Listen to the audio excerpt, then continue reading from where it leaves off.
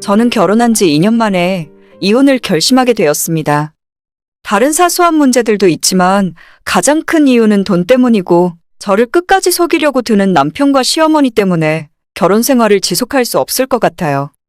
저는 부부 사이의 믿음과 신뢰가 가장 중요하다 생각했었고 남편과 연애하고 결혼하면서 최소한 제가 남편을 속이거나 기만할 생각을 해본 적은 없었습니다.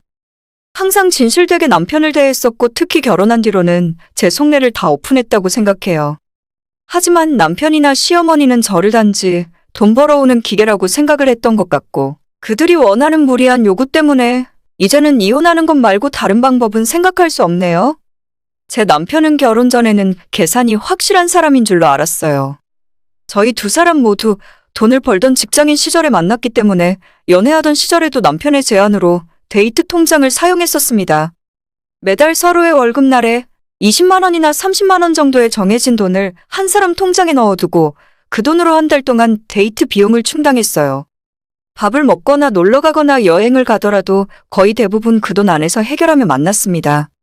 저는 데이트 통장 사용이 처음이었지만 그때는 그게 꽤 합리적인 방법이라 생각했었고 연애하면서 돈 때문에 눈치 보고 서로 불편할 일이 없어서 좋더라고요.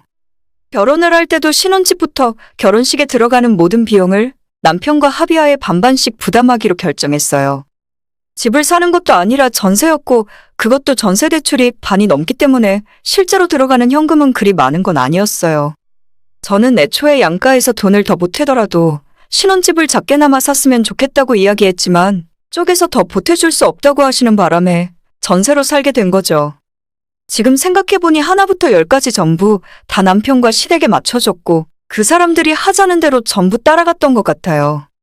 애초에 제 성격 자체가 다른 사람과 대립하는 것을 싫어하고 분쟁이 생기는 상황을 피하다 보니 의견 충돌이 일어날 때마다 제가 다 양보해줬어요.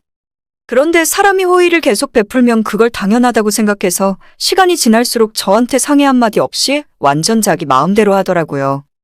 남편이 저보다 나이도 많고 회사 다니던 연차도 높기 때문에 월급이 저보다 많습니다. 제가 실수령액 기준 300만 원 조금 넘게 벌었고 남편은 300만 원 후반의 월급을 받았어요. 신혼 때는 너돈 내돈 할 거 없이 전부 한 통장에 돈을 모아서 같이 사용했어요. 월급을 모아서 저랑 남편이 용돈으로 30만 원씩 떼고 공과금 같은 고정비와 생활비를 제외한 금액을 모두 적금 통장으로 집어넣었습니다. 하지만 6개월 정도 시간이 지났을 때 남편은 본인 생각에 자기가 받는 월급이 저보다 훨씬 많은데 두 사람의 월급을 같이 모아서 관리하는 것이 부당하다는 생각이 들었나 봐요. 여보, 내가 가만히 생각해봤는데 당신은 300만 원 벌고 나는 400만 원 버는데 우리 돈을 한 통장에 같이 관리하는 게 맞아?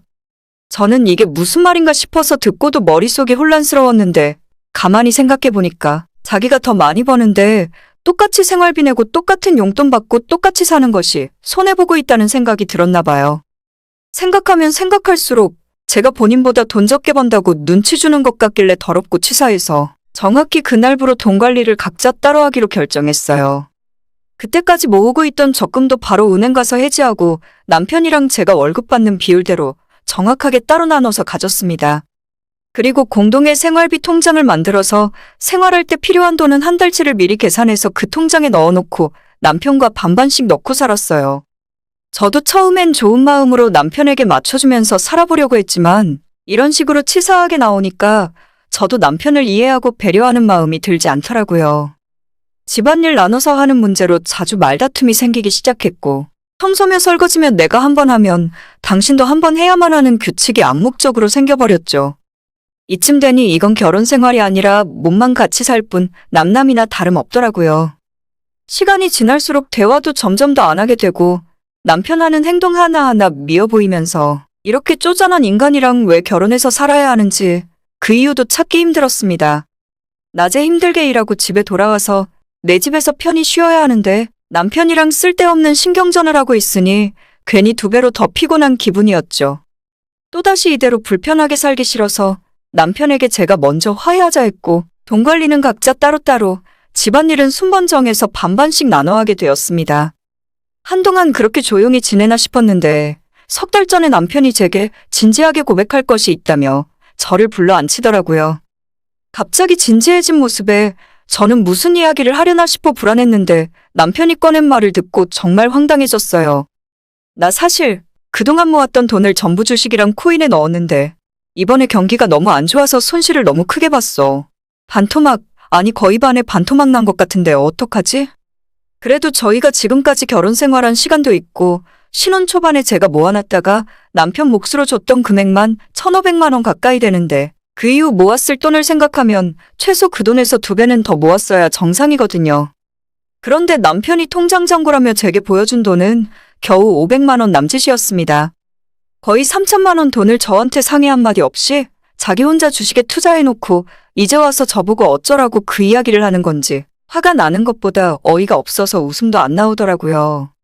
이른 돈 액수만 봐도 혈압이 오르고 짜증이 솟구쳤지만 사실 원래 투자라는 게 벌기도 하고 잃기도 하는 거라서 위험 부담이 있는 일이잖아요. 사라진 돈보다 더 저를 열받게 하는 건 일이 이 지경이 될 때까지 저한테 말 한마디 없이 자기 혼자 맘대로 하다가 감당 못할 정도로 사고 쳐놓으니 이제 와서 저한테 같이 해결하자고 하는 거 아닙니까?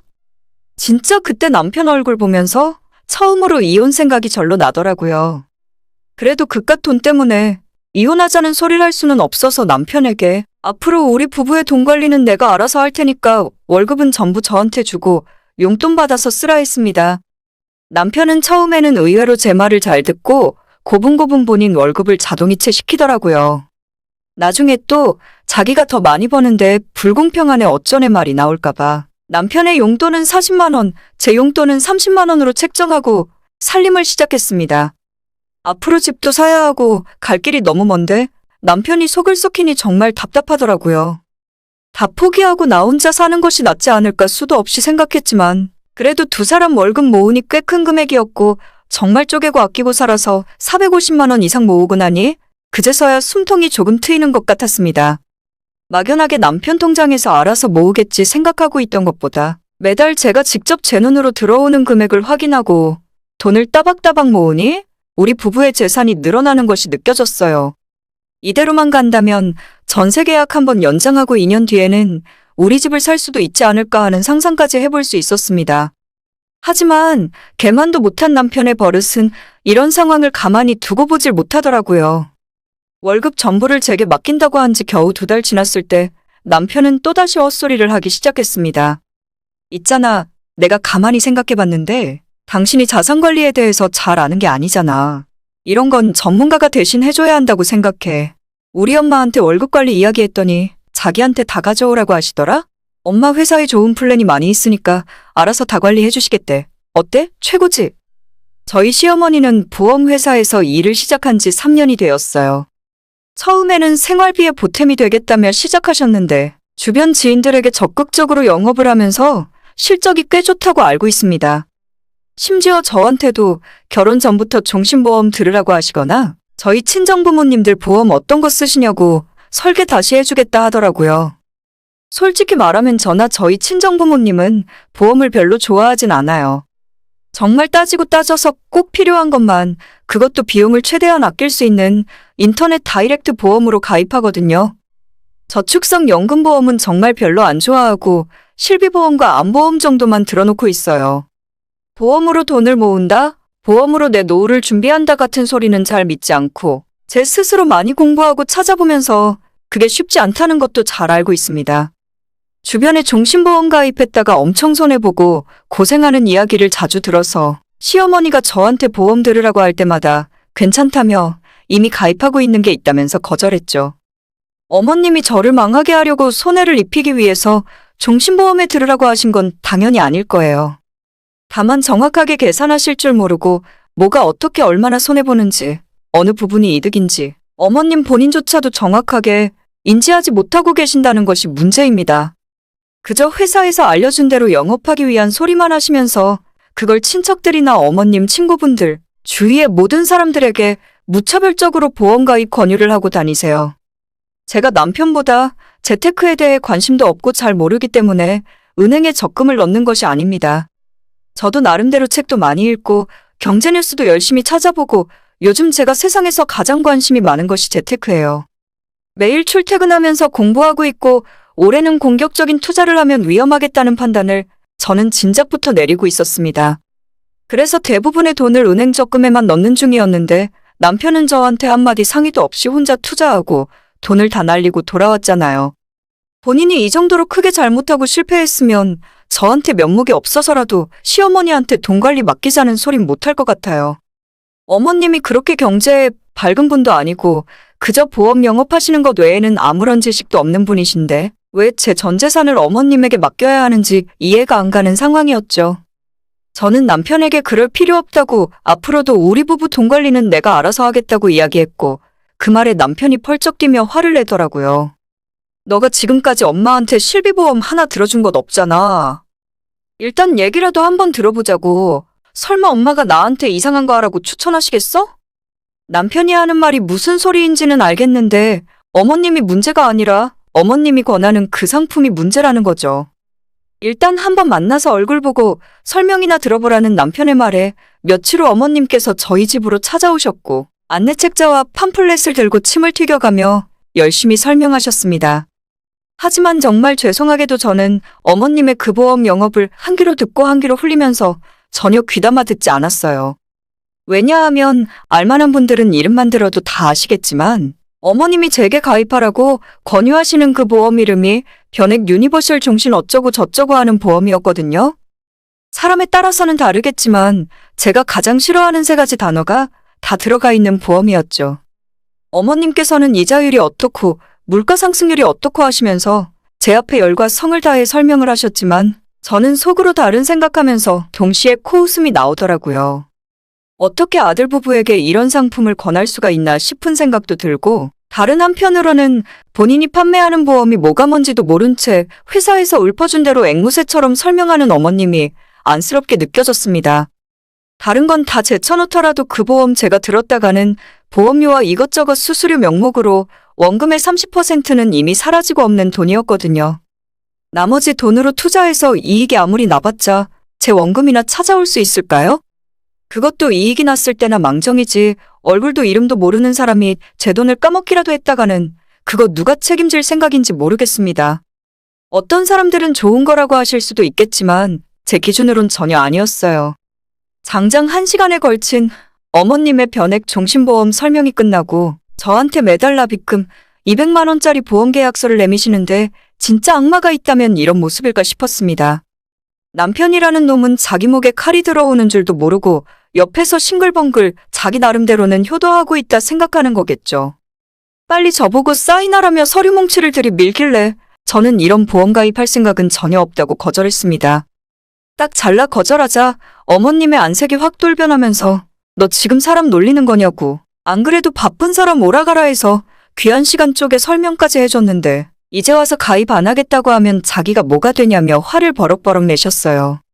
남편도 똑같이 제가 지금 보험계약서에 사인 안 하는 건 남편과 시부모를 우습게 만드는 거라면서 계속 저보고 사인하라 강요하더라고요. 저는 끝까지 안 하겠다. 이런 보험은 가입할 수 없다고 거절했더니 남편은 자기가 돈을 더 많이 버는데 이런 집안의 중요한 결정은 자기가 내리는 게 맞다면서 시어머니가 추천해준 보험 가입을 무조건 하겠답니다. 남편 말에 저는 갑자기 뒷골이 당기고 화가 나서 당신이 한번 말아먹고도 또 그런 생각이라면 내가 이혼하고 이 집에서 나가줄 테니까 당신 돈으로 얼마든지 종신보험이든 변액보험이든 마음대로 다 들으라고 했어요. 제 말에 남편은 물론이고 시모마저 화를 내면서 너같이 말구멍 못 알아듣는 멍청한 것은 며느리로 인정 못하겠다고 당장 나가랍니다. 너처럼 멍청한 애는 돈 벌어먹을 자격 없어. 당장 이 집에서 나가. 라고 하면서 지금 바로 집에서 나가라고 하시길래 저도 이 지긋지긋한 집구석 나가는 게 답이라 생각해서 지갑만 챙겨 들고 나가려고 했어요. 이 집 당장 내일 부동산에 내놓고 나가는 대로 내 돈 입금해. 서로 정산할 것만 다 끝나면 더 싸울 이유도 없으니까 바로 도장 찍자. 라고 남편에게 이야기했는데 제가 고분고분 죄송하다는 말 한마디 없이 진짜로 이혼할 것처럼 보이자 시모가 답답하고 복장이 터져 미칠 것 같았나 봅니다. 이 멍청한 거사. 내가 네 돈 벌게 해주려고 했는데 은혜를 원수로 갚니? 현관에서 신발 신고 나가려는데 시모가 제 등을 손바닥으로 내려치며 끝까지 헛소리를 하더라고요. 저도 순간 너무 짜증이 나서 있는 힘껏 시모를 밀쳐내고는 당신이 추천해준 대로 보험 가입하면 20년 뒤에 원금을 반이나 건질 수 있냐고 따져 물었죠. 멍청한 소리 좀 하지 마세요. 어머님 본인 노후나 그렇게 준비하시고 저는 저대로 알아서 할 테니까 여기서 인연 끊어요. 라고 이야기하고 지금은 친정집에 들어와 있습니다. 실제로 그 뒤에 제가 인터넷으로 어머님이 제게 가입 권유한 것과 비슷한 보험들을 찾아보니까 각종 피해 사례들이 수도 없이 나오더라고요. 10년 가입해서 열심히 돈 넣었는데 나중에 보니 원금 반토막이더라. 중간에 일이 생겨서 8년 만에 해지하려고 했더니 남은 원금이 없다더라 등등. 모두 저런 사람들에게 속아서 돈 벌게 해준다는 말에 피 같은 돈을 사기당한 거나 마찬가지라고 저는 생각해요. 지금 현재는 저희 살던 신혼집을 부동산에 내놓은 상태고 남편이랑 같이 모으던 적금 통장은 제가 들고 있어요. 그렇게 반반 공평하게 하는 거 좋아하는 남편이니까 정확하게 10원짜리 하나까지 계산해서 돈 나누고 깔끔하게 헤어질 생각입니다. 네 돈 내 돈 그렇게 따지더니 결국에 무슨 일만 터지면 저보고 해결해달라 하고 제 돈으로 자기 엄마 실적 올려달라는 미친놈이었네요. 한 달에 200만 원짜리 변액보험이 우리 형편에 말이나 되는 소리입니까? 그 집안 인간들 어머님 덕분에 최소 한 달 보험료가 70만 원, 80만 원씩은 기본이던데 더 늦기 전에 잘 헤어진 것 같아요. 보험은 적당한 금액으로 자기 상황에 맞춰서 계획 있게 가입하는 거지. 무턱대고 뭔지도 모르면서 엄마가 시킨다고 아무거나 계약합니까? 아무리 눈을 씻고 찾아봐도 보험 가입해서 부자 됐다는 사람은 들어본 적도 없습니다. 그렇게 돈 벌고 싶으면 엄청 비싼 고액의 생명보험이나 가입하면 혹시 모르겠네요. 오늘의 사연은 여기까지입니다. 구독과 좋아요, 알림 설정 부탁드립니다. 다들 행복하시고 좋은 하루 되세요.